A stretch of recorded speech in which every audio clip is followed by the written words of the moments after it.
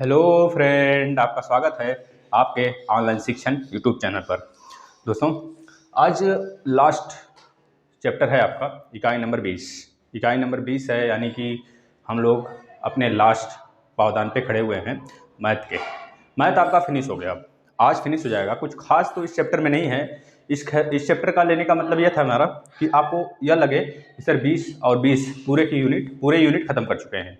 आज इसको तो बताएंगे ही, इसमें 2-3 क्वेश्चन आपको, और इसके बाद हम आज सीटेट के कुछ क्वेश्चन करेंगे, क्योंकि सीटेट के आपको थोड़ा सा क्वेश्चन देखेंगे ना तो आपको लगेगा कि हाँ हमें आता है। अगर आप स्टार्टिंग से पढ़ रहे हैं चैनल पे, स्टार्टिंग से सारे फर्स्ट चैप्टर से लेकर लास्ट इकाई आज 20 तक अगर आप पूरा का पूरा लेक्चर लिए हुए हैं तो आपको 100% सीटेट को फोड़ के आओगे। सीटेट के एक भी क्वेश्चन ऐसे नहीं हैं जो आप करने आए। ठीक है दोस्तों, आएंगे 100% पूरा आएंगे, क्योंकि देखिएगा आपको 4 क्वेश्चन हम कराएंगे, 4 से 5 क्वेश्चन आप बिल्कुल शानदार तरीके से करोगे, क्योंकि वह सीटेट के ही क्वेश्चन हैं और बिल्कुल हलवा क्वेश्चन है, पिछले साल वाला है क्वेश्चन। तो 4 क्वेश्चन लिए हुए हैं, आप लास्ट तक बने रहिए, उसको अभी हम कराएंगे। इससे पहले उपासना जी, हमने बोला था आपसे कि आपने क्वेश्चन गलत दिया हुआ है मुझे, तो इसके लिए आप थोड़ा सा क्वेश्चन अगर कोई भी बच्चा दे, उपासना ही नहीं कोई बच्चा दे, उसे 2-3 बार सर्च करके दे। हो सकता है बुक वाला भी गलत दिया हो, क्योंकि आपका क्वेश्चन गलत था। हमने जब कराया आपको पिछली वीडियो में तभी हमने बोला कि ये क्वेश्चन हमें गलत लग रहा है, लेकिन हमने उसी के अकॉर्डिंग आपको जब आंसर निकाल के दिया तो 25% आया। रियल में जो आंसर है उसका 10% होगा आपका। ठीक है, उसमें देखिए थोड़ा सा हम क्वेश्चन को सॉल्व करते हैं। एक लोग और हैं जो उनके आंसर का जवाब दी थी लेकिन गलत था।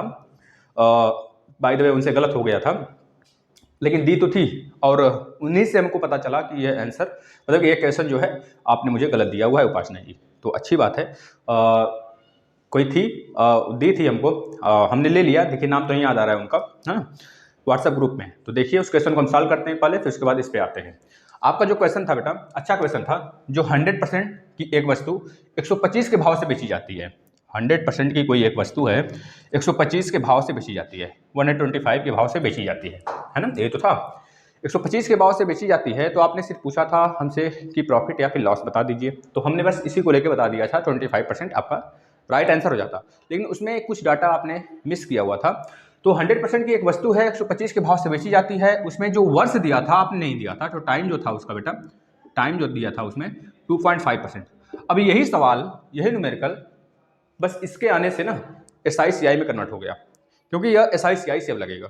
ठीक है बेटा, 100% की एक वस्तु है 125 के भाव से बेची जाती है, टाइम 2.5 ईयर बाद, मतलब साल बाद, वह जितना भी होती है, मतलब कि 100% की थी 125 हो गया 2.5 साल बाद, तो उसका दर पूछा गया था आपसे। आपने दर पूछा था कि दर बता दीजिए, दर क्या होगा। तो दर बेटा देखिए इसके लिए आप अगर इसमें CI/SI का जिक्र ना हुआ हो ना तो आप हमेशा SI ही लगाएंगे, इस बात को माने, हमेशा SI को ही हम लोग क्या देंगे, प्रेफरेंस करेंगे, है ना। चलिए ले लेते हैं बेटा। आपको पता है SI इक्वल टू, हम लोग बिल्कुल शानदार तरीके से पढ़े हुए हैं, SI/CI, SI इक्वल टू आपका हो जाता है PRT, मतलब प्रिंसिपल, यहाँ पे दर है, यह समय है, अपान में 100। जो बच्चे कहते हैं हमें मैथ नहीं आती है, कोई बच्चे हैं जैसे अनुराग जी हैं, कहते हैं मेरे को मैथ नहीं आती है ना, तो हम उनको बता देते हैं बेटा मैथ देखिए बहुत ईजी है, बहुत ईजी है, मैथ में कुछ नहीं है। देखिए जो आएगा आपके सीटेट, सुपर टेट और टेट में, वह जो लेवल होगा ना बिल्कुल 0 लेवल होगा बेटा, इतना आप समझ लीजिए। अभी 4 क्वेश्चन हम कराएंगे, आप देखिएगा, नहीं तो एक वीडियो हम लिए हुए हैं separately, super TET, TET, CTET के क्वेश्चन उसमें कराए हुए हैं, उसमें सिलेबस भी बताया गया आपको, सिलेबस का भी जिक्र हुआ है, आप उसे देखेंगे ना तो आपको लगने लगेगा कि अगर इस चैनल से हम पढ़ रहे हैं तो हमारा मैथ में बिल्कुल कहीं भी कोई प्रॉब्लम होने वाली नहीं है। आप अच्छे तरीके से करिए, तैयारी करिए, विश्वास करिए चैनल पे, और इसको ज़्यादा से ज़्यादा शेयर करिए बेटा आप लोग, क्योंकि आप पूरा प्लेलिस्ट अब शेयर कर सकते हैं। कुछ बच्चे उनको पता ही नहीं है कि प्लेलिस्ट में कहाँ पे है, पूछते रहते हैं हमेशा कमेंट में, तो बता दें बेटा आप प्लेलिस्ट चेक किया करिए। जब प्लेलिस्ट चेक करेंगे आप ना तो आपको ऊपर सबसे ही दिखेगा थर्ड सेमेस्टर का प्रोग्राम, जितना भी हम लोग का थर्ड सेमेस्टर का प्रोग्राम है सब ऊपर ही दिखेगा आपको। वैसे मैम ने कल लाइव क्लास भी ली थी आपको, तो इन सब के बारे में आपको बताया गया था। कुछ बच्चे हैं स्कॉलरशिप के बारे में पूछते रहते हैं कमेंट में, तो बेटा आपको बता देना। तो देखिए जो अब अगर आप परमानेंट रहेंगे, अब अगर आप कंटिन्यू रहेंगे चैनल पे, तो आपको सारी इन्फॉर्मेशन मिलता रहेगा और आपको कोई भी गलतफहमी कुछ होने ही वाली नहीं है। ये चैनल सिर्फ आपके लिए बनाया गया है। कोई गलतफहमी अगर बाय द वे हो भी जाती है आपको, तो इसके लिए हम अलग से वीडियो बना देते हैं कि हमसे गलती हो चुकी है, लेकिन हम हमेशा अपने तरफ से यह लेके चलते हैं कि आपको कोई गलती ना हो। ठीक है, आपके मैम भी है, बहुत ज़्यादा मेहनत करती हैं आपके लिए, इसी सर्च में रहती हैं हमेशा कि कुछ ना कुछ बच्चों को क्या दे दिया जाए जिससे कि बच्चों की गलतफहमी दूर हो जाए। तो आप किसी भी गलतफहमी में नहीं रहा करिए, अच्छे तरीके से पढ़ाई करिए, चिल करिए। चलिए एसआई बेटा आपका देखिए यहाँ पे 125 रुपये आपका क्या है, ये तो बेचने वाला भाव है ना, 125 रुपये, मतलब यही आपका क्या अमाउंट है, ये अमाउंट है बेटा आपका। और जो ये 100 रुपये है ना, 100% है, 100% का मतलब 100 रुपये। अगर किसी भी को हम 100% को 100 रुपये मान लेते हैं तो 1 यूनिट बराबर 1 होगा, 1 बराबर 1 होगा, तो 1 का गुणा जब 125 में करेंगे तब अमाउंट 125 ही आने वाला है ना। तो इस तरह अमाउंट हमारा 125 हुआ, और जो हमारा प्रिंसिपल है वो 100 हो गया। प्रिंसिपल मतलब कि ये हमारा मूलधन है, ये हमारा मिश्र धन है। अमाउंट का मतलब मिश्र धन होता है बेटा। मिश्र धन जो होता है ना वो एसआई या फिर कह लीजिए जो इंटरेस्ट होता है उसको जो हम मूलधन में ऐड कर देते हैं, जो हमारा मूलधन होता है, जो हमारे पास पैसा होता है, जो हम उधार लेते हैं, जो किसी को देते हैं, उसमें अगर हम ब्याज को, इंटरेस्ट को ऐड कर देते हैं तो वही मिश्र धन बन जाता है। ये बातें हमने एसआई सीआई जो आपको पढ़ाया गया है ना, उसमें पूरे अच्छे तरीके से 3-4 क्लास लिया गया है, उस पर बिल्कुल एलोबरेट करके आपको बताया गया, आपको देखिए वहाँ पे। अब यहाँ पे 100 रुपये पी हो गया बेटा, तो यहाँ पे रखेंगे पी के प्लेस पे 100 रखेंगे, 100, और आर हमको निकालना है तो आर रख दिए, और टी हमको दिया है 2.5 साल। 2.5 साल का मतलब हो गया 5/2, क्योंकि 5/2 का मतलब 2.5 साल गुणे 100। अब यहाँ पे आपको पता है एसआई भी दिया हुआ है, आप ध्यान से देखेंगे तो 125 रुपया है और 100 रुपया है, तो मतलब कि 100 आपका मूलधन है, मिश्र धन आपका 125 है, तो 125 माइनस मूलधन मतलब मिश्र धन माइनस मूलधन करते हैं बेटा, तो ये हमारा एसआई होता है, वही हमारा इंटरेस्ट होता है, क्योंकि इंटरेस्ट अगर मूलधन में जुड़ जाता है ना वही हमारा मिश्र धन हो जाता है, वही हमारा अमाउंट हो जाता है पूरी तरीके से कह लीजिए। तो 125 माइनस 100 करेंगे बेटा तो 25 आ जाएगा, तो 25 रुपये इक्वल टू, रुपये में नहीं था ये कह लीजिए डाटा था बस सिर्फ, है ना। तो यहाँ पे 100 इंटू आर इंटू 5 अपन में 200, यानी कि 2 इंटू 100। अब यहाँ से 100 से गया बेटा, 5 से कम 5 पचे 25, 5 दूनी 10, यानी कि जो आर आ गया आपका उपासना जी वो 10% राइट होगा बेटा, यह आपका आंसर है। और आगे यही आशा करेंगे कि आप सही क्वेश्चन दोगे मुझे, है ना। देखिए आप लोग अगर सही देंगे ना तो आंसर भी सही आएगा, अगर गलत देंगे तो आंसर गलत आएगा, जिससे आपको लगेगा सर ने गलत बता दिया। तो ऐसा कुछ नहीं बेटा, क्योंकि बुक वाले भी गलत छापते हैं, ठीक है। हमारे पास इतने बहुत सारे बुक हैं जिसमें कि हम जब सॉल्व करते हैं तो आंसर सही आता है, लेकिन जब बुक में मैच करते हैं ना तो क्या होता है कि आंसर गलत होता है, वो उसका जो ऑप्शन होता है गलत होता है, और इस कदर जो आंसर आता है गलत तो बच्चों को डीमोटिवेट कर देता है। डीमोटिवेट नहीं होना है, आप अपने ऊपर सिर्फ विश्वास करिए, बिलीव करिए, आप सही लगा रहे हो। जब आपने सीखा हुआ है तो आप सही लगाओगे, वो बुक थोड़े बोलेगा, हो सकता है मिस प्रिंट से छपा हो, ठीक है ना उपासना जी। तो आप इस तरह अपने आंसर का देख लिए, अब इस तरह आप सॉल्व करेंगे और ज़्यादा से ज़्यादा क्वेश्चन हमको देंगे आप, जिससे कि हम और क्वेश्चन ला सकें। हम सारे बच्चों से रिक्वेस्ट करते हैं कि आप लोग ज़्यादा से ज़्यादा क्वेश्चन दीजिए, ज़्यादा मात्रा में जो आपकी तरफ से क्वेश्चन आएगा ना तो हमको जितना बताने में मज़ा आएगा ना बेटा, उतना आपको भी मज़ा आएगा कि सर आपके क्वेश्चन ले रहे हैं, है ना। तो आप इस तरह से अपने जितने भी डाउट हैं सब आप ग्रुप में शेयर किया करिए, व्हाट्सएप ग्रुप में दिया करिए, जिससे कि हम उसको ले सकें, आपके सामने ला सकें, है ना। अब आज के बाद जो आज मैथ खत्म होगा, चलिए लास्ट में बताते हैं, पहले हम लोग इसको स्टार्ट कर लेते हैं। वृत्त की स्पर्श रेखा। अब एक चीज ध्यान से देखिए, आप स्पर्श रेखा के बारे में बिल्कुल अच्छे तरीके से पढ़ चुके हैं, है ना। हम आपको 2 कॉन्सेप्ट आज देंगे। एक तो आपको जो एक कॉन्सेप्ट देंगे बेटा, वो सीटेट में आपको बहुत ज़्यादा अच्छा मतलब कि अच्छा रिस्पॉन्स मिलेगा वहाँ से, यूपी टेट में भी वहाँ से आएगा विकर्ण का, और आपका एंगल का एक कॉन्सेप्ट देंगे, अंतर एंगल बाह्य एंगल का, है ना। और एक कॉन्सेप्ट देंगे, एक और कॉन्सेप्ट है, दोनों अभी बताते हैं आपको, पहले आप यहाँ पे देखिए। एक छोटा सा वृत्त है, ठीक है ना, इससे एक छोटा और बना देते हैं, यहाँ पे हम इससे एक छोटा और बना दिए, और इससे एक बड़ा बना देते हैं, यहाँ पे एक और बड़ा बना देते हैं। देखिए यहाँ पे 3 वृत्त है, तीनों के रेडियस अलग अलग है, तीनों के रेडियस अलग अलग, क्योंकि बड़ा छोटा है तो रेडियस जाहिर सी बात है अलग होने वाला है। अब तीनों के रेडियस अलग अलग है बेटा, तो रेडियस हम ले लेते हैं सबका, इसका मान लीजिए कुछ होगा, इसका भी कुछ होगा, और इसका भी कुछ होगा बेटा, ठीक। अब यहाँ से एक स्पर्श रेखा खींचते हैं तीनों पे हम, देखिए यहाँ से स्पर्श रेखा खींच दिए, यहाँ से भी खींच दिए बेटा, और यहाँ से भी हमने एक स्पर्श रेखा खींच दिया, ठीक है बेटा। अब देखिए यहाँ पे जो O है ना, इसको हम केंद्र को O ले लेते हैं, सब में O ले लेते हैं, सब में O ले लेते हैं, सब में O ले लेते हैं, और यहाँ पे P ले लेते हैं, और यहाँ पे T ले लेते हैं बेटा, और यहाँ पे भी P ले लेते हैं, T ले लेते हैं, इसी तरह यहाँ पे भी P और T हमने ले लिया। आप अब देख रहे होंगे कि यह बड़ा है, उससे बड़ा यह है ना। लेकिन स्पर्श रेखा जो है ना सब में समान है बेटा, सब में एंगल समान देगा, चाहे जितना बड़ा वृत्त क्यों ना हो। जो स्पर्श रेखा होगा ना, हमने बताया था आपको, चाहे स्पर्श रेखा हो चाहे जीवा हो, अगर वृत्त से होके जाती है जीवा और केंद्र से उस पर परपेंडिकुलर हम डालते हैं, परपेंडिकुलर इन द सेंस कि एक खड़ी लाइन, एक क्षैतिज लाइन बिल्कुल सीधा हुआ अगर इस पर हम डालते हैं बेटा, तो ये एक 90 डिग्री का एंगल देता है हमें, 90 डिग्री। जैसे आपने कभी बाइक अगर स्कूटी वगैरह चलाते होंगे तो आप देखते होंगे कि आप जब मोड़ पे घूमते हैं ना, जब आप रोड पे जाते हैं, अगर मुड़ान आ जाता है कहीं, तब आप जब मुड़ते हैं तो अंदर की तरफ झुक जाते हैं। अगर आप अंदर की तरफ ना झुकते बेटा ना, तो आप फेंका जाते हैं। उस समय एक फोर्स लगता है जिसे हम बोलते हैं अभिकर्णी बल, मतलब कि सेंट्रीपिटल फोर्स, सेंट्रीपिटल फोर्स बोलते हैं, जो कि हमें एक तरह से बैलेंस बनाने के लिए काम करता है। एक सेंट्रीपिटल फोर्स होता है, एक सेंट्रीफ्यूगल फोर्स होता है। सेंट्रीपिटल जो फोर्स होता है वो अंदर की तरफ लगता है, केंद्र की तरफ, और जो सेंट्रीफ्यूगल फोर्स होता है ना वो बाहर की तरफ लगता है, जैसे वॉशिंग मशीन वगैरह होता है। तो सेंट्रीपिटल फोर्स की बात यहाँ पे हो रही है। तो यह इसी तरह यह भी काम करता है, जैसे कि आप इस सर्कल पे मान ले दौड़ रहे हैं, दौड़ रहे हैं, दौड़ रहे हैं, दौड़ रहे हैं, अचानक से आपको ना ऐसे नचाकर फेंक दिया जाए, ऐसे नचाकर फेंक दिया जाए, तो आप पता है कैसे जाओगे? बिल्कुल सीधा जाओगे। यहाँ से किसने नचाया आपको और ऐसे नचाकर हमने यहाँ से फेंक दिया आपको, मतलब आपको नहीं, कोई वस्तु हमने फेंक दिया यहाँ से, ठीक है, बुरा नहीं मानिएगा। यहाँ से हमने फेंक दिया, जब फेंका बेटा यहाँ से, तो ये बाहर निकल के आया तो एक सीधी लाइन में जाएगा, तब तक सीधी लाइन में जाएगा जब तक इसके पास फोर्स रहेगा। फिर उसके बाद एक परवलयाकार हो जाएगा, परवलयाकार हो जाएगा। जब ये परवलयाकार होगा तो उस समय उसका डायरेक्शन हो सकता है चेंज हो जाए, और हो सकता है उसका एंगल भी चेंज हो जाए, लेकिन एक कंडीशन है, वो सीधा तब तक चलता रहेगा, कुछ टाइम तक सीधा चलता रहेगा, और वही 90 डिग्री एंगल देगा। वही एक स्पर्श रेखा का काम करता है। जैसे एक स्पर्श रेखा होती है 90 डिग्री एंगल देती है ना, उसी तरह हम यहाँ पे आपको एलोबरेट किए हैं। अगर आप समझ गए होंगे तो अच्छी बात है। अब देखिए यहाँ पे भी 90 डिग्री, यहाँ पे भी 90 डिग्री, और यहाँ पे भी 90 डिग्री।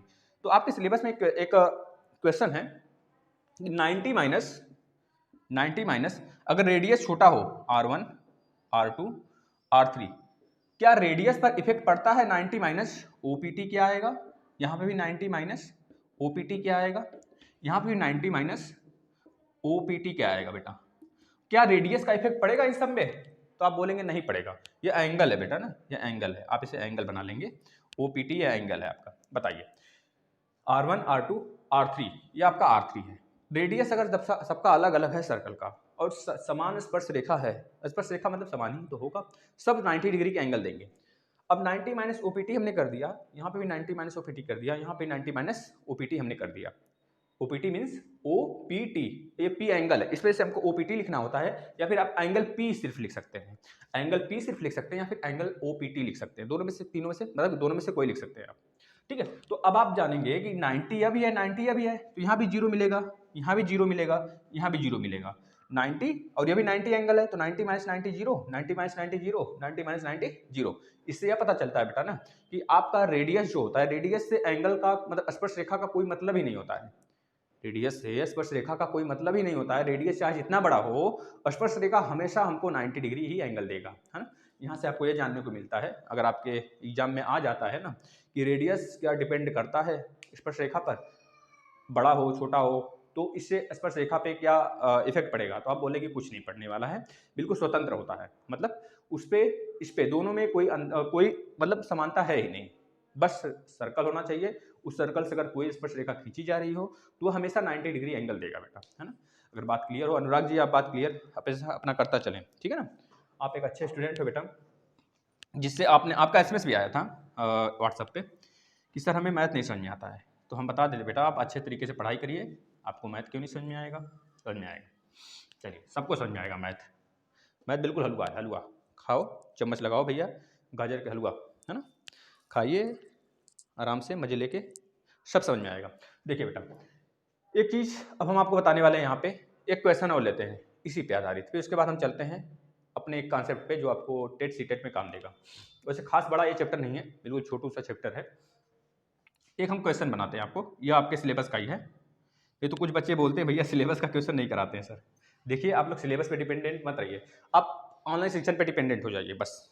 आप अगर ऑनलाइन शिक्षण पे डिपेंडेंट हो जाएंगे ना, तो आपका सुपर टेट तक निकलेगा बेटा, ठीक है ना। चलिए देखिए यहाँ पे, और एक तरह से एक अलग से गाइडेंस किया करिए, जैसे कि आपको कोई मैम ने बताया होगा कौन से बुक पढ़ने हैं, कौन से बुक नहीं पढ़ने हैं, कैसे अपनी स्ट्रेटेजी बनानी है, तो आप उस तरह अपना स्ट्रेटेजी बनाइए। और plus third semester, second semester, first semester जितने भी हैं ना, सबको लेकर चलिए, आप रिविजन करते रहिए समय से पर। मैम हमेशा बोलती है बेटा कि आप 2 घंटे 3 घंटे इसको दीजिए, क्योंकि यह भी जरूरी है यहाँ पे परसेंटेज आपका। उसके बाद जो आपका अलग से साइड से है ना, टेट के लिए भी एक आध घंटे 1-2 घंटे निकाला करिए। जैसे कि आपको पता है टेट का पेपर थोड़ा लेट हो रहा है ना, क्योंकि आपका रिजल्ट भी लेट हो रहा है। तो इस तरफ से बहुत सारी दुर्घटनाएं हैं जो घट रही हैं, तो आप लोग इससे न चिंता हुआ करें, आपका बिल्कुल जो भी होगा अच्छा होगा। ठीक है, पढ़ाई करते रहिए, जब भी चांस मिले फोड़ देना है, चाहे हमको 1 महीने बाद मिले, चाहे 1 महीना पहले मिले। अपने आप को इतना ज़्यादा तैयार रखना है हर पल कि जैसे ही चांस मिले तैसे फोड़ देना है बस। ठीक है, चलिए अब देखिए बेटा 3 चीज़ यहाँ बना है, एक लाइन है ए बी और एक है यहाँ पे ओ, मतलब एक का केंद्र है आपका ओ है, यहाँ से एक बना हुआ है, इसका नाम दे दिया गया ओ आर, और एक बना हुआ है बेटा यहाँ से छेदक लाइन है, छेदक है। ठीक है, ये बना है आर तो हो गया ना, ये बेटा सी और डी बना हुआ है, मान लीजिए सी और डी है ना, यह खंड है, यह रेखा खंड एक है, रेखा का एक पार्ट है। और एक यहाँ पे बना है बेटा, ये सटा हुआ स्पर्श रेखा है आपका पी और क्यू। अब यहाँ पे 4 क्वेश्चन दिए गए हैं। पहला क्वेश्चन जो है आपको रेखा मतलब लाइन खंड ए बी, रेखा खंड ए बी वृत्त की डैश है, बताइए क्या है। अब आपको दिख रहा है ना रेखा खंड ए बी, आप इसको आंसर करते रहिए, तब तक हम चारों के चारों यहाँ पे क्वेश्चन लिख देते हैं, इससे आपको इजी होगा, आप लोग भी देख लेंगे। रेखाखंड आप लोग बस इजाज़त दिया करिए, आप लोग की जो ख्वाहिशें होती हैं ना वो सरों आंखों पे हम लोग रखते हैं, और उसका मतलब कि हम लोग जरूर चाहते हैं, अगर हम लोग की तरफ से हो सकता है तो हम लोग हमेशा पूरा करने के लिए उससे तत्पर होते हैं बेटा। बस आप लोग पढ़ाई करिए अच्छे से, और अपने भाइयों को लाइए, जो शेयर करिए ज़्यादा से ज़्यादा, अपनी संख्या बढ़ाइए बस। रेखाखंड ओ आर वृत्त है, वृत्त की डैश डैश है, क्या है ये भी आप बताएंगे। आप यहाँ पे फिलिंग द ब्लैंक्स भरेंगे और यहाँ पे फिलिंग द ब्लैंक्स भरेंगे आप। तीसरे नंबर पे यह बात बोली जा रही है आपको कि रेखा सी डी, जो रेखा सी डी है बेटा, अब सी डी इसमें कहाँ है आप ढूंढेंगे। रेखा सी डी वृत्त की डैश डैश है, क्या है बताइए। अब यहाँ पे क्या है, देखिए तीनों चारों में आपको यहाँ इतना ज़्यादा प्रैक्टिस करा दिया जाएगा बेटा ना, आपको बुक खोलने की जरूरत ही नहीं है, यहीं से क्वेश्चन आएगा। ठीक है, चौथा नंबर है रेखा पी क्यू वृत्त की है, रेखा पी क्यू वृत्त की है, क्या है अब आप बताएंगे क्या है। ठीक है ना, बताइए क्या है। और देखिए पहला क्वेश्चन है, अगर आप लोग आंसर कर रहे हैं तो बहुत अच्छी बात है, वैसे कर रहे हैं कुछ बच्चे देख रहे हैं। ठीक है ना, रेखाखंड ए बी जो है बेटा वो वृत्त की क्या है, एक जीवा ही तो है, एक जीवा है ना ए बी, क्योंकि अगर हम कहीं भी दो सर्कल पे किसी 2 पॉइंट को मिला दिया जाए ना, अंदर की तरफ से बाहर ना निकले, अगर उसके सर्कमफ्रेंस के सर्कल के सर्कमफ्रेंस पे किसी 2 पॉइंट को मिला दिया जाए तो वही आपका जीवा हो जाता है। तो इस तरह आपका जो ए बी है ना वो जीवा है बेटा, जीवा यानी कॉर्ड है आपका। इसके बाद रेखाखंड ओ आर वृत्त की है, ओ आर क्या है बेटा, ये केंद्र है, हमने पहले बोल रखा है आपसे, ये केंद्र है। तो केंद्र से जाने वाली आधी जो रेखा होती है ना, आधी एक तरफ, केंद्र से दोनों तरफ नहीं, अगर इधर भी आ जाती ना ये पूरा का पूरा आपका व्यास हो जाता, लेकिन अगर एक तरफ जा रहा है बेटा तो ये आपका रेडियस होगा, यानी कि त्रिज्या, ये आपका क्या है, त्रिज्या है। ठीक है बेटा, ओ आर त्रिज्या हो गया। इस तरह रेखा सी डी वृत्त की है, जो सी डी है ना ये देखिए आर पार निकल जा रहा है, छेद दे रहा है बेटा, मतलब कि सेकंड लाइन है। जब सेकंड लाइन है बेटा तो मतलब छेदक रेखा है, तो यहाँ पे लिख देंगे छेदक। अब धुआंधार तरीके से अच्छे से पढ़े हुए हैं। एक बार जो बच्चे सुस्त पढ़ रहे हैं ना, एक बार महाकाल का नारा लगाइए, जय महाकाल बोलिए भैया आप लोग। ठीक है, जय महाकाल बोलिए, थोड़ा सा जो सुस्ती आ रही है अंदर से ना सब गायब हो जाएगा, क्योंकि महाकाल के जो भक्त होते हैं बेटा ना वो हर जगह सफल होते हैं। चलिए वैसे हम बस बात कर रहे हैं बेटा एक, है ना, आप किसी के भी भक्त हों अच्छे से सफल होंगे, ऐसी बात नहीं है। आप लोग पूजा पाठ करिए भैया, लेकिन पढ़ाई भी। और देखिए पी क्यू क्या है बेटा, एक स्पर्शी रेखा है, क्या है, एक स्पर्श रेखा है। तो इतनी बात थी, ये चारों बातें अगर आप देख लेते हैं तो आपका अच्छे तरीके से सॉल्व हो जाएगा। देख लीजिए आप एक बार, अगर लिखना हो तो लिख लीजिए, जिससे कि आपको यह ना कहना पड़े कि सर ने इरेज कर दिया जल्दी से। चलिए लिख लिए होंगे, आशा करते हैं। अब देखिएगा, अब एक अच्छा सा काज, अब यहाँ पे आपका खत्म हो गया चैप्टर, ये चैप्टर क्लोज। लेकिन थोड़ी से हमारे साथ टाइम दीजिएगा, अभी कोई जाएगा नहीं। अगर जिसको जानना हो सीटेट में कैसे क्वेश्चन आते हैं, कैसे क्वेश्चन पूछे जाते हैं यूपी टेट, सीटेट और सुपर टेट में, तो आप लोग रुके रहिए, आपको कुछ क्वेश्चन कुछ कॉन्सेप्ट देंगे और 4 क्वेश्चन कराएंगे। चारों क्वेश्चन बहुत धमाकेदार होगा, अभी टाइम है ना। देखिए पॉलीगॉन बेटा, हमने इसको आपको नहीं बताया है ना, शायद मैम ने बताया था आपको। पॉलीगॉन क्या होता है, पॉलीगॉन मतलब होता है जब कोई आकृति 3 या फिर 3 से ज़्यादा लाइन से घिरी हुई होती है तो उसे हम पॉलीगॉन बोलते हैं। पॉलीगॉन मतलब पॉली और गॉन। अब देखिए पॉलीगॉन का मतलब होता है अगर त्रिभुज है एक बेटा ना, तो 3 तरफ से घिरा हुआ है, और त्रिभुज में बहुत सारे त्रिभुज होते हैं, 3-4 प्रकार के होते हैं। तो हमने बताया गया है आपको चैनल पे, आप पिछला क्लास देखिए, है ना। तो अगर 3 या 3 से ज़्यादा जो भुजा होती है, बंद भुजा जो होती है, 3 या 3 से ज़्यादा होने वाली भुजा जो होती है, बनने वाली होती है, तो उसे हम कहते हैं बेटा पॉलीगॉन, है ना। तो पॉलीगॉन का मतलब आप समझ गए होंगे। अब पॉलीगॉन में आपको यह नहीं पूछेगा कि पॉलीगॉन का डेफिनेशन बताइए, ये तो हमने सिर्फ बता दिया आपको। पॉलीगॉन में आपसे कर्ण पूछ लेता है, सॉरी विकर्ण। किसी भी पॉलीगॉन के अंदर कितने विकर्ण हैं, जैसे हमने बोल दिया 10 भुजा वाला, 10 भुजा वाला एक पॉलीगॉन बनाइए आप, ऑक्टागन, ऑक्टागन नहीं बेटा, डेकागन। डेकागन बताइए, डेकागन में कितने आपके 10 भुजा का मतलब होता है डेकागन, 6 भुजा का मतलब होता है हेक्सागन, 8 भुजा का मतलब होता है ऑक्टागन, 5 भुजा का मतलब होता है बेटा क्या, पेंटागन, ठीक है ना। इस तरह होते हैं। 4 भुजा मतलब कि आपका वर्ग भी हो सकता है, चतुर्भुज भी हो सकता है ना। इस तरह होते हैं। अब किसी 4 भुजा वाले को ही ले लेते हैं, मान लीजिए केवल 4 भुजा वाले को, उसी से हम सारा कॉन्सेप्ट अपना क्लियर कर लेंगे। देखिए 4 भुजा वाले में अगर आपसे पूछें कितने विकर्ण बनेंगे, तो आप देखते ही बता देंगे 2 विकर्ण बनेंगे इसमें, एक यहाँ से और एक यहाँ से विकर्ण बनेगा। अगर हम इसी जगह बोलते हैं 10 भुजा वाले में कितने विकर्ण बनेंगे बेटा, तो आप बोलेंगे 10 भुजा वाले में सर बताइए कैसे बनेगा। पहले 5 भुजा ले लेते हैं, 5 भुजा वाले में बताइए कितने विकर्ण बनेंगे। 5 भुजा वाले में 1 2 3 4 5, 5 भुजा वाले में एक चीज और इसमें होता है थोड़ा सा, कह लीजिए कि एक रूल होता है इसमें बेटा, कि वह जो आपका भुजा होगा ना, जो ये आपके फिगर होंगे वह रेगुलर होंगे। रेगुलर इन द सेंस कि सारे साइड बराबर होंगे, ये साइड जो है ना बराबर होने चाहिए, ये साइड बराबर होने चाहिए, रेगुलर होने चाहिए, तब एंगल के लिए फॉलो होता है, और तभी आपका विकर्ण के लिए तो मान लीजिए फॉलो नहीं होता है ये चीज, रेगुलर होना या फिर रेगुलर ना होना, लेकिन एंगल के लिए फॉलो होता है। एंगल जो हम अभी एंगल का बताएंगे कि 5 भुजा में कितने का एंगल बनेगा, और यहाँ पे 4 भुजा में आपको पता है कि हमेशा 360 डिग्री का एंगल बनता है, 360 डिग्री का एंगल बनता है।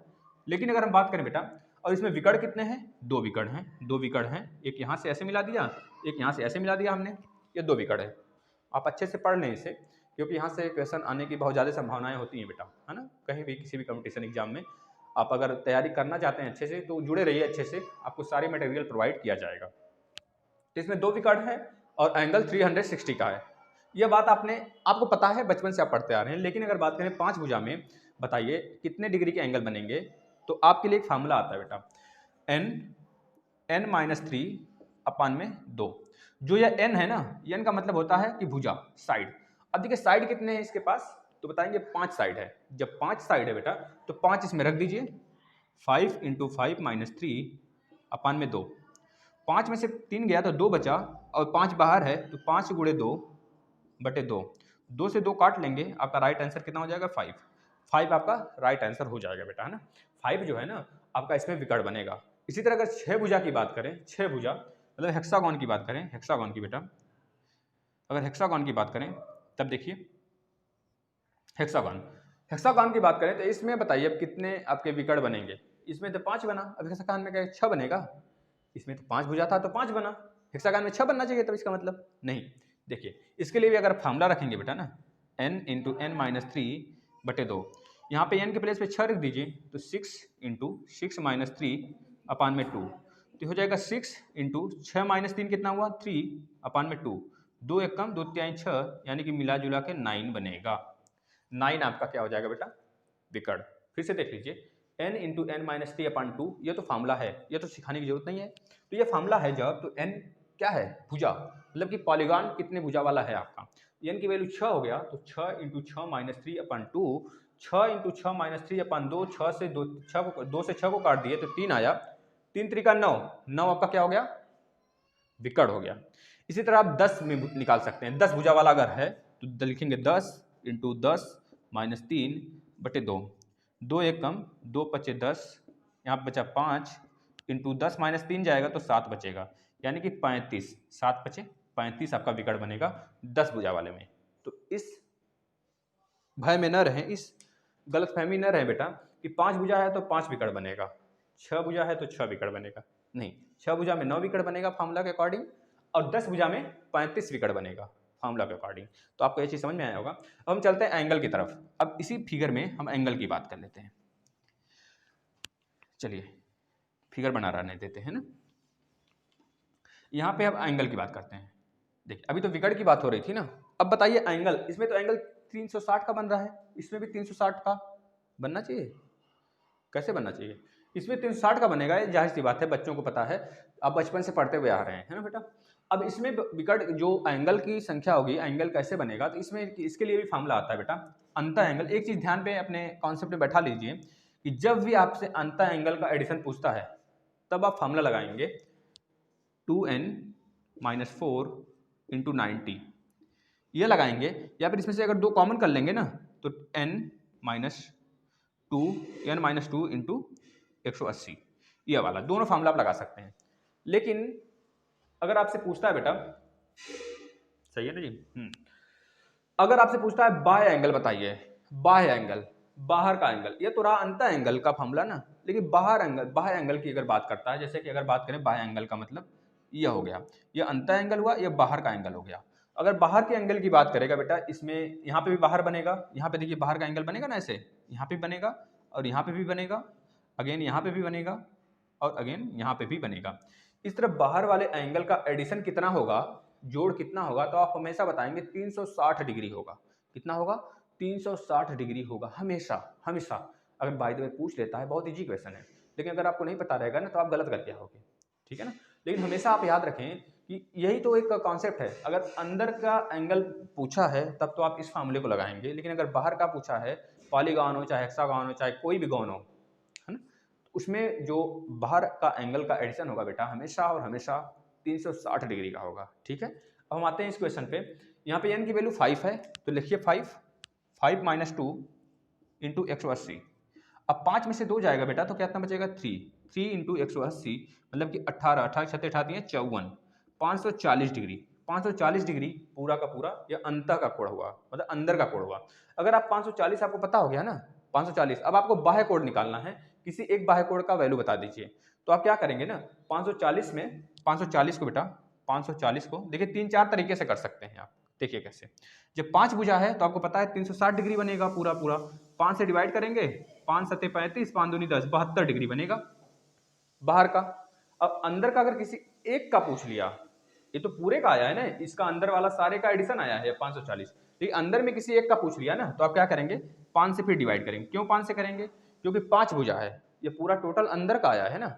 अगर आपसे पूछा टोटल अंतः कोण का बताइए तब आप यह फॉर्मूला लगाएंगे, लेकिन पूछा कि अंतः कोण में किसी एक कोण का वैल्यू बता दीजिए, तो पहले टोटल निकालेंगे बेटा, या फिर क्या काम करेंगे, पहले भुजा कितना है, 5 भुजा है। जब 5 भुजा है तो हमने आपको बताया बेटा बाहर का मतलब कोई भी पॉलीगॉन हो तो बाहर का जो एंगल बनेगा टोटल एडिशन वो 360 का होगा। तो किसी एक, आप बताइए 4 टॉफी है, 4 लोग में बांटना है तो सबको एक एक मिलेगा कि नहीं? कैसे मिला?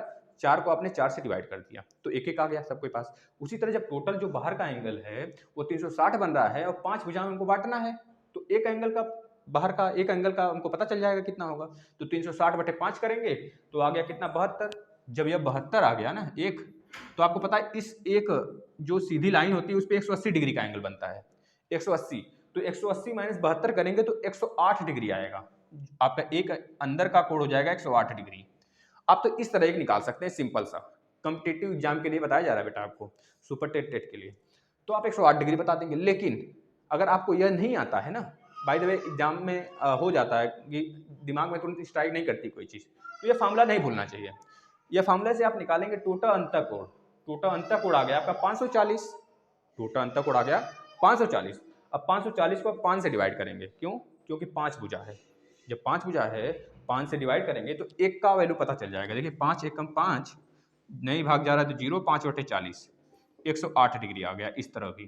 तो दोनों तरीके से आप निकाल सकते हैं आसानी से। अब अगर हम इसमें पूछें आपसे कि इसमें बताइए बाह्य कोण, किसी एक बाह्य कोण की वैल्यू बताइए, किसी एक बाह्य कोण की। एक चीज़ याद रखेंगे, ये रेगुलर पॉलीगॉन होना चाहिए, मतलब जितने भी साइड है ना सब बराबर होने चाहिए बेटा, तभी जाके आप एंगल निकालेंगे इसका, ठीक है ना। चलिए अब देखिए इसमें हमसे क्या पूछ लिया, किसी एक बाह्य कोण की वैल्यू बताइए और किसी एक अंतः कोण का भी एंगल बताइए हमको। किसी एक अंतः, देखिए 3 क्वेश्चन बनते हैं, किसी एक बाह्य कोण का एंगल बताइए, किसी एक अंतः कोण का एंगल बताइए और टोटल अंतः कोण का एंगल बताइए। टोटल अंतः कोण ना मतलब सभी अंतः कोण का एडिशन बताइए। जब टोटल अंतः कोण का एडिशन पूछता है बेटा ना, तब भी आप निकाल सकते हो बिना फार्मूले के भी, नहीं तो फार्मूला तो है ही आपके पास, बिना फार्मूले को देख कैसे निकालेंगे। पहले आपको पता है कि पूरा जो बाहर का कोण है वो 360 डिग्री का होता है, 360 डिग्री का होता है, तो 360 बटे इस बार कितना करेंगे, क्योंकि वहां पे 5 भुजा था तो 5 से डिवाइड किए थे, इस बार 6 भुजा है तो 6 से डिवाइड करेंगे, 6 छहा का 36, 60 डिग्री हो गया। बेटा 60 डिग्री आपका एक एंगल आया है, कोई एक एंगल, यह वाला 60 डिग्री आ गया, यह वाला एंगल 60 डिग्री आ गया। अब आपको पता है 60 डिग्री और यह वाला कितना हो जाएगा तब, क्योंकि ये पैरेलल लाइन है, जब पैरेलल है बेटा तो एक सीधी रेखा पे 180 डिग्री का एंगल बनता है, तो 180 माइनस 60 करेंगे तो यहाँ पे 120 आएगा, अभी 120 डिग्री हो गया।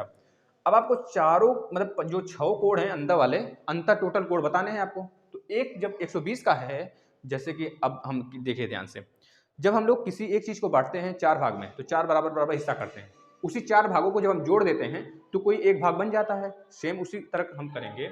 अब हमको बांटना नहीं है, हमको 6 का बताना है, जब एक का पता है और सबका बराबर बराबर है तो हमको पता है जब 6 है, 6 एंगल है तो 6 गुणे 120 कर लेंगे, 6 गुणे 120, 12 छक 72, मतलब 720 डिग्री बनेगा बेटा, ठीक है ना, 720 डिग्री बनेगा। अब इसी तरह जब ननगन आएगा तो 1080 डिग्री बनेगा। अब इसी तरह बेटा आप ना आसानी से कोई भी पॉलीगॉन हो आप आसानी से एंगल भी पता कर सकते हैं और विकर्ण भी पता कर सकते हैं, सबको बात क्लियर हो जाना चाहिए। अब हम चलते हैं अब क्वेश्चन की तरफ, आपके स्टेट का देखिएगा, सॉरी सीटेट का, सीटेट के कुछ क्वेश्चन लिए हैं, देखिएगा सीटेट के एग्जाम भी होने वाले हैं ना, तो हो सकता है उसका रिव्यू कराएं हम, आप लोग देखेंगे क्वेश्चन एग्जाम सेंटर पर जाकर हम उन लोग से बातचीत करेंगे, बच्चों से, जो बच्चे आएंगे पेपर देने, है ना। वैसे हम भी खैर बच्चे ही हैं, लेकिन बच्चे से बच्चे को बात करने में मजा आता है, तो हम करेंगे बात, आप लोग देखिएगा। चलिए देखिए बेटा, एक क्वेश्चन आया था, बहुत सिंपल सा क्वेश्चन था, देखिए 72 into 8 sorry into 28 equal to 36 into 4 into x. अब इस x की वैल्यू बतानी थी, लेकिन कंडीशन था, पहला जो ऑप्शन था बेटा, पहला ऑप्शन था आपका 7 का गुणज हो, 7 का गुणज है, जो x की वैल्यू निकल के आएगी क्या वो 7 का गुणज होगी। दूसरा वैल्यू जो दिया था हमको, इसमें खंड मतलब कि जो होते हैं ना खंड वाले 1 2 3, फिर आंसर आ जाएगा, अभी हम दे रहे हैं आपको, देखिएगा एक अभाज्य संख्या हो, एक अभाज्य संख्या हो, एक अभाज्य संख्या है, मतलब जो x की वैल्यू आएगी वो क्या एक अभाज्य संख्या है, वो क्या 7 का गुणज है। तीसरी बात आपको पता करना था उसमें, जो x की वैल्यू आएगी क्या वह 10 से कम है, 10 से कम है, क्या वह 10 से कम है। चौथी बात आपको बतानी थी बेटा, जो चौथी बात है, एक सम संख्या है क्या वह, एक सम संख्या है क्या, सम संख्या। अब आपको कुछ चीजें ना ऑप्शन से पता चल जाएंगी, देखिए कैसे, पहले लिख लीजिए सारा तो फिर बताते हैं। पांचवी चीज आपको यहाँ पे देखना है, 56 का गुणज है क्या, 56 का गुणज है, मतलब 56 में जो गुणनखंड होते हैं, जैसे 56 के 7 8 56, 7 हो या फिर 2 हो, क्या वो ऐसी संख्या है, 56 का गुणज है क्या, 56 का गुणज है क्या। अब आपको जो ऑप्शन में दिया रहेगा बेटा, ऑप्शन ए जो दिया है सही में आपको पहला सही है और चौथा सही है और पांचवा सही है। जो ऑप्शन बी दिया रहेगा पहला सही है, दूसरा सही है, तीसरा सही है। ऑप्शन सी दिया रहेगा दूसरा सही है, चौथा सही है, पांचवा सही है। ऑप्शन डी दिया रहेगा पांचवा सही है, पहला सही है और तीसरा सही है, इस तरह दिया रहेगा बेटा। अब आपको बताना है, देखिए कितना शानदार क्वेश्चन है, बहुत ही बेहतर क्वेश्चन है बेटा। पहले तो आप एक चीज जितना ठान लें, या फिर पहला आएगा या फिर यह वाला है, क्योंकि 7 सम थोड़े है, तो यहाँ पे दिखा है एक सम संख्या होनी चाहिए जो x है, एक सम संख्या मिलेगी हमें, तो इतना देख लीजिए 4 और 1 कभी साथ नहीं आएंगे, क्योंकि एक 7 का गुणज है बेटा ना, 4 और 1 कभी साथ आएंगे, एक सम संख्या है, 1 मिनट बेटा, आ भी सकता है, सॉरी आ भी सकता है बेटा, आ सकते हैं, 56 भी तो है, 56 7 का भी गुणज है और एक सम संख्या भी है, तो आ सकता है, इसमें मत जाइए। चलिए एक मिसप्रिंट हो गया, मतलब एक गलती हो गई मुझसे। चलिए यहाँ पे देखिए, इसको सॉल्व करते हैं पहले, फिर उसके बाद हम आंसर बताते हैं ना, इसको सॉल्व करते हैं पहले फिर आंसर बताते हैं। अब देखिए बेटा, यहाँ पे 72 है, 27 है, 36 है, 4 है, हमको x की वैल्यू पता करना है, तो आपको पता है इन दोनों को उठाएंगे, इसके नीचे लेके चले आएंगे, यानी कि 72 पहले से है, 27 भी पहले से है। अब इन दोनों को जब हम उठाकर नीचे लाएंगे तो यहाँ पे 36 हो जाएगा और यहाँ पे 4 बचेगा, यह हो जाएगा x की वैल्यू 36 2 जा 72, 2 एकम 2 दूनी 4, कहीं से कुछ गड़बड़ तो हो रही है जरूर। अच्छा बेटा यहाँ पे 28 है, सॉरी यहाँ पे 28 रहेगा, यहाँ पे 28 है, जो पेपर में आया था ना वहाँ पे 28 है बेटा, वो 27 लिखा गया था। अब देखिए, अब ये मत समझिएगा कि सर काटने के लिए किए हैं बेटा, नहीं, हम आपको पेपर भी दिखाए थे। आप देखिए, ऐसी गलती हम नहीं करेंगे कभी, क्योंकि हमें छुपाना नहीं है आपसे कुछ भी, क्योंकि जो है आपके रूप में, आपके सामने प्रत्यक्ष रूप से, आप पेपर भी उठा के देख सकते हैं, है ना। हमने आपको पेपर भी दिखाया था, आप देखिए, जो एक हमने वीडियो बनाया था उसको। अब यहाँ से इसको काटेंगे तो यहाँ पे 14 आ गया, 14 मतलब यक्स की वैल्यू जो आ गई बेटा वो 14 आ गया। यक्स की वैल्यू कितनी आ गई? 14। अब ये जो 14 है ना, अब इसमें हमको देखना है क्या इस सारे जो हमारे क्रेडिट जो यहाँ पे दिया गया है सब के सब क्या इसमें बिलोंग कर रहे हैं। 14 देखिए क्या है, 7 का गुणज है कि नहीं है, मतलब है, 7 का गुणज है तो मतलब ये सही है, ठीक है। एक अभाज्य संख्या है, अभाज्य संख्याएं वो संख्याएं होती हैं बेटा जो एक से कटे और खुद से कटे, मतलब कि एक से और खुद से कटे तो वही अभाज्य संख्याएं होती है ना। जैसे 1 हो गया, 3 हो गया, 5 हो गया, 7 हो गया, यह सब सारी, तो यह तो अभाज्य संख्या है नहीं, 2 से भी कटता है, 7 से भी कटता है, तो ये वाला गलत हो गया बेटा। इसके बाद 10 से कम है, नहीं 10 से तो ज्यादा है 14 ना, तो ये मतलब ये भी गलत हो गया। इसके बाद एक सम संख्या है, सम तो जाहिर सी बात है बेटा, ठीक है, सम है तो मतलब ये भी सही है। 56 का गुणज है, 56 का गुणज 7 और 8 56 होता है। अगर 7 का 56 का गुणज देखें तो 7 गुणे 8 होता है। अब 8 का गुणा कर दें, मतलब कि 7 गुणे 2 गुणे 2 गुणे 2 कर दें, तो इसमें देखिए 14 आ रहा है कि नहीं, 7 दूना 14, तो 14 आ रहा है, मतलब ये वाला भी सही है जी। बहुत ही इसको बहुत तेजी के साथ किया जा सकता है, आप लोग बिल्कुल नहीं घबराएं, हम यहाँ पे समझाने के लिए बहुत आसान तरीके से आपको स्लो करा रहे हैं, स्लो मोशन में, नहीं तो इसको बहुत तेजी से किया जा सकता है बेटा, इसमें कुछ है नहीं क्वेश्चन में, कुछ दम नहीं है बिल्कुल भी। आप करे हुए हैं ऐसे क्वेश्चन, हम आपको कराए हैं, आप जब देखेंगे ना लॉग वाला, उसमें आपको कराया गया ऐसा क्वेश्चन, यक्स की वैल्यू निकालना, अभाज्य संख्या बताए हैं, सब कुछ बताया गया आपको, आप वहां पे देखिए। अब देखिए कौन सा आंसर सही है मेरा, पहला, चौथा, पांचवा, पहला, चौथा, पांचवा मतलब पहला वाला राइट आंसर है इस तरह का। अब एक क्वेश्चन और लेते हैं, सिर्फ एक क्वेश्चन, क्योंकि टाइम भी ओवर होने वाला है, सिर्फ एक क्वेश्चन लेते हैं, वैसे 4 क्वेश्चन लाए थे लेकिन एक क्वेश्चन लेते हैं, ठीक है ना। चलिए एक क्वेश्चन और ले लेते हैं, अच्छा क्वेश्चन है, 2 क्वेश्चन और ले लेते हैं, चलिए कोई दिक्कत नहीं है। एक वर्ग बेटा, एक वर्ग की जो भुजा है वो 10 सेंटीमीटर है, एक वर्ग की भुजा, भैया आप लोग राइटिंग पे नहीं जाया करें ना, नहीं तो फिर दर्द होती है अंदर से कि हमारे बच्चे राइटिंग पे जाते हैं, हमारे बच्चे मतलब कि गलती पकड़िए आप लोग, लेकिन अभी मतलब कि सर बड़ी छोटी है, छोटा ये बड़ा वो है, तो ये सब आपके एग्जाम में नहीं आता है ना बेटा। वहाँ पे एग्जामिनर आपका जो है कि एमसीक्यू के फॉर्म में रहेगा, आप आंसर टिक करके आओगे। अब वहाँ पे आंसर आपको यह नहीं है कि आप बड़ी है तो छोटी कहोगे, एग्जामिनर गलत दिया है, छोटी यहाँ पे दिया है, बड़ी रहना चाहिए, तब हम लगाएंगे इस पेपर को, नहीं तो नहीं लगाएंगे भैया। तो ऐसी गलतफहमी ना पाले अपने मन में, ठीक है। हर जगह मिसप्रिंट होता है बेटा, हर जगह होता है मिसप्रिंट, और उस चीज में नहीं होना चाहिए जो रियल में आपको क्वेश्चन दिया गया है। अरे लिखने के तरीके में हो सकते हैं लेकिन जो वैल्यू है उसमें तो नहीं है ना, आप उसको सॉल्व करें अच्छे तरीके से, आपको प्रोसेस सही बताया जा रहा है, आपको सारी चीज़ें यहाँ पे सही जानकारी दी जाएंगी, आप इससे बिल्कुल निश्चिंत रहें कि आपको कोई गलतफहमी यहाँ पे होगा। कोई गलतफहमी अगर आपको होता है प्रोसेस में, तरीके में, तो आप कमेंट करें, हम स्पेशली आपके लिए अलग से एक वीडियो बना देंगे, ठीक है बेटा। तो आप इस चक्कर में ना रहा करें कि हम आपको कुछ गलत तरीके से पढ़ाएंगे या फिर कह लीजिए गलत चीज़ बताएंगे, ऐसी कोई बात नहीं है यहाँ पे, ठीक है ना। एक वर्ग की भुजा जो है बेटा वो 10 सेंटीमीटर है, कितना है, 10 सेंटीमीटर है, 10 ये अगले साल का क्वेश्चन है बेटा, ठीक है ना, मतलब कि पिछले वाला जो सीटेट पूछा गया था। एक वर्ग की भुजा 10 सेंटीमीटर है, यदि वर्ग की भुजा दोगुनी कर दिया जाए, यदि वर्ग की भुजा दोगुनी कर दिया जाए तो अब यहां से आप अपने आप लिखेंगे, आप समझ जाएंगे। तो पहले वाला जो परिमाप होगा वर्ग का, बाद वाले परिमाप का कितना गुणा, मतलब कि बाद वाला जो परिमाप होगा ना तो पहले वाले परिमाप का कितना गुणा हो जाएगा। जैसा कि आपको पता है किसी भुजा का परिमाप का मतलब चारों तरफ का जोड़, चारों तरफ की जोड़ कर देते हैं भुजाओं का। जैसे देखिए एक आपका यह है पहले वाला वर्ग है, यह बाद वाला वर्ग है थोड़ा सा बड़ा वाला, है ना। अब बोला गया है पहले 10 था, अब जब दोगुना हो जाता है तो 20 हो जाता है, 10 दूनी 20। अब आपको पता है इसका परिमाप जो आएगा बेटा वो 40 आएगा, अब इसका परिमाप आएगा 80। तो आपसे यही पूछा था कि जो बाद वाला परिमाप है वो पहले वाले परिमाप का कितना गुणा है। तो 4 दूनी 8 मतलब 40 दूनी 80, दो गुना है ना, तो आपको ऑप्शन में दिया रहेगा 2 गुना 4 गुना, 4 गुना, 3 गुना, 3 गुना, या फिर हाफ, मतलब कि उसका हाफ हो, हाफ भी दिया रहेगा, मतलब आधा दिया रहेगा, या फिर कह लीजिए इसमें से कोई भी नहीं दिया हो सकता है, कोई नहीं, तो आपको 2 गुना लगाना है, आंसर टिक करके आना है बेटा, है ना। तो आप इसको देख लीजिए।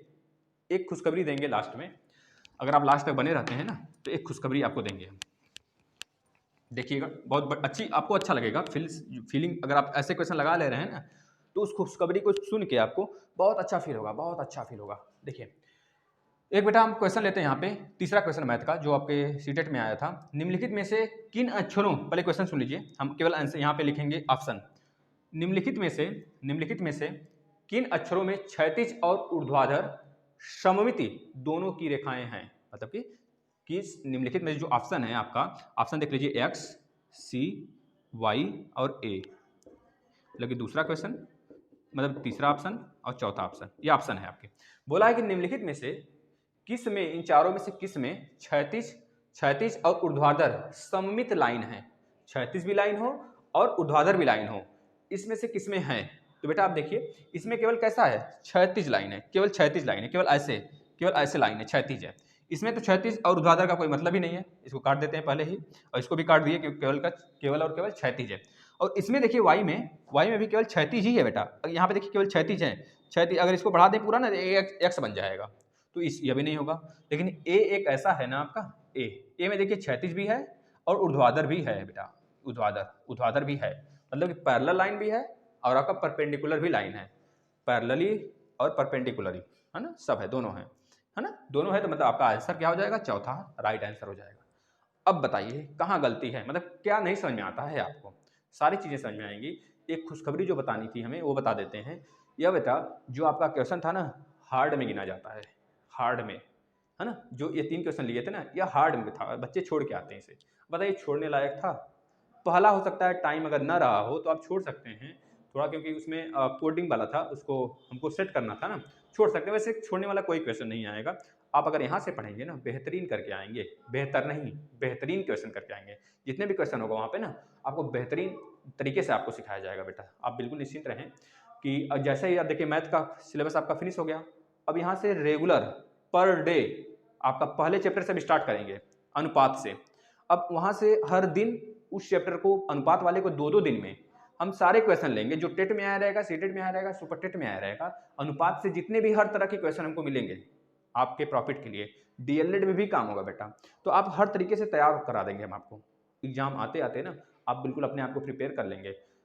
और हमारी तो मांग जो है पूरा नहीं करते हैं आप, हमने बोला था कि 1000 व्यूज आने चाहिए, खान साहब जी और बहुत सारे फ्रेंड हैं, सबने वादा भी किया था, है ना, लेकिन किसी की हिम्मत ही नहीं पूरा कर पाए। लेकिन हमारी हिम्मत, मतलब चैनल की हिम्मत, देखिए आपको सिलेबस खत्म कराने की गारंटी लिया था, आपका सिलेबस खत्म हो चुका है, अब बारी है केवल लड़ाई का, लड़ेंगे जोर शोर से और उलाटेंगे भी, पीटेंगे भी और जीत कर आएंगे, है ना। तो इस तरह का कुछ नजरिया रहेगा आपके सामने बेटा। महाकाल के जो भक्त होते हैं ना वो अपनी बातों से अड़े रहते हैं, तो हम महाकाल के भक्त हैं और आपकी सारे बातों को हम मानते हैं। आप पता नहीं किस भगवान के भक्त हो भैया, तो आप नहीं मानते हो, पता नहीं क्यों नहीं मानते हो, भक्त हो भी कि नहीं हो, आप ही बता सकते हो ना। तो कोई बात नहीं बेटा, ये तो थोड़ी सी मजाक की बातें होती हैं। आप लोग अच्छे तरीके से पढ़ाई करिए, शेयर करिए या ना करिए ये तो आपके ऊपर डिपेंड करता है, क्योंकि अगर जो बच्चे अच्छे हैं ना, जिनको अच्छा लगता है ना, वह उनको कहना नहीं पड़ता है, वो लाइक भी कर देते हैं, और मतलब जो अच्छे हैं वो डिसलाइक भी करते हैं, ऐसी बात नहीं है। उनको भाई द वे कहीं गलती हो गया भैया, देखिए मंत्रा वंत्रा में गलत कर देते हैं तो उनको अच्छा नहीं लगता है, तो डिसलाइक भी ठोकते हैं। तो ठोकिए भैया, आपकी जैसी इच्छा महाराज, आप ऐसे करिए, लेकिन एक काम किया करिए, आप अच्छे तरीके से पढ़ाई करिए, जितनी भी पिछले की वीडियो हैं सब कुछ आप अच्छे तरीके से उसको रिवीजन करिए, हिंदी के क्लासेस का रिवीजन करिए, साइंस के क्लासेस का रिवीजन करिए, सामाजिक का क्लास आ रहा है उसको रिवीजन करिए, अपने तरीके से पढ़ाई करिए। और आपको कंटेंट्स में कोई भी कह लीजिए कि दो राय नहीं होगा, कोई भी यह कह लीजिए कि चोरी यहाँ पे नहीं होगी, कंटेंट्स में सब कुछ आपको दिया जाएगा, सब कुछ ठीक है, एवरीथिंग। और आप अच्छे तरीके से पढ़ाई करिए और शेयर करिए, कह तो दिए, पता नहीं आप करेंगे कि नहीं करेंगे। और धन्यवाद।